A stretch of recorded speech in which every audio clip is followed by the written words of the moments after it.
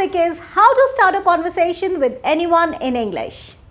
Want to start a conversation in English without feeling awkward? Here are 3 simple tricks to help you talk to anyone and keep the conversation going. Number 1.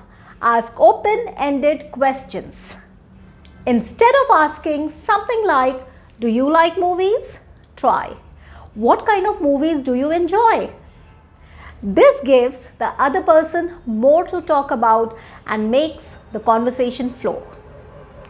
Number 2. Give a genuine compliment. A simple compliment can open the door. "You, nice watch. Where did you get it?" People love talking about things that mean something to them. Number 3.